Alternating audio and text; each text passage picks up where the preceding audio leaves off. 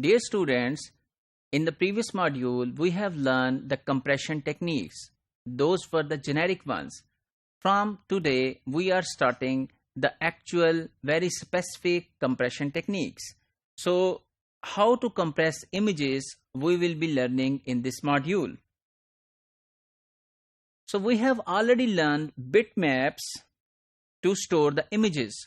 So, that is a map which have values of zeros and ones on a bitmap, but we also studied that they can further be optimized to store images, and there are some other methods and formats that are actually used to display images and to store on the smaller space.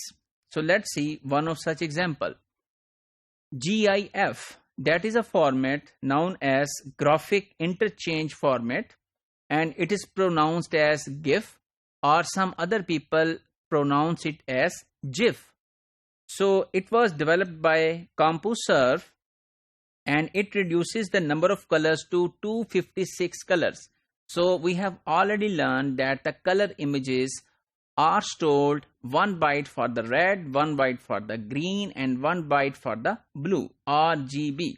So all of these 24 bits are now going to be converted in GIF format to a 1 byte, which is 8 bits. So it is reducing approximately 3 times the image whatever it is available.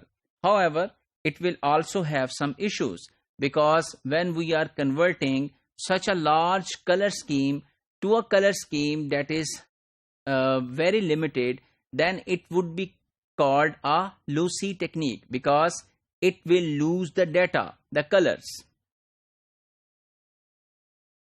So it further applies LZE, adaptive dictionary system, as well.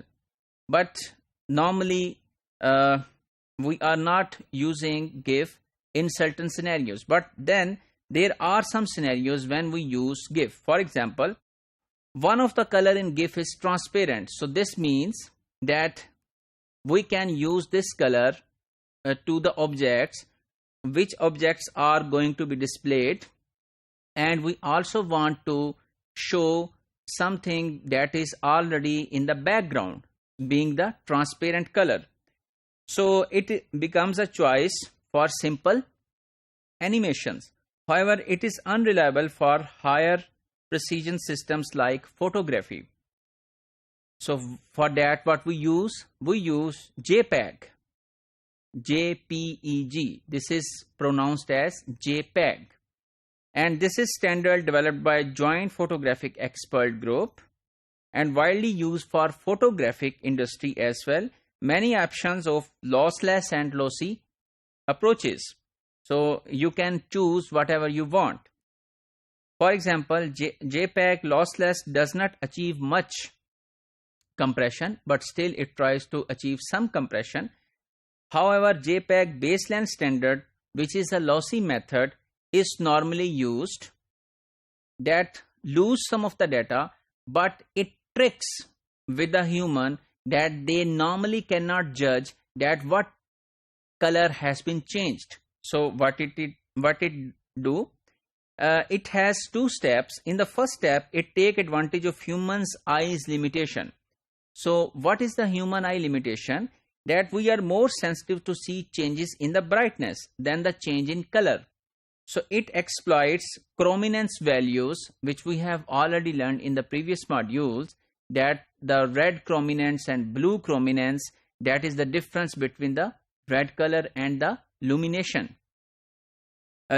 value. So it exploits that chrominance value to trick the human eyes. And then in the second step, it divides the image in 8 by 8 pixel and then apply discrete cosine transformation to make it further compact. And with this way, it can reduce from 10% up till 30% of the image, and the data is lost, but human cannot judge that the data has already been lost. So if we summarize today's module, that we have learned from bitmap to GIF, and then from GIF to JPEG, and we have already learned the algorithm of JPEG, that how it converts and how it used the Lucy technique, but human cannot judge. And we have already discussed the pros and cons of all of the techniques discussed in this module.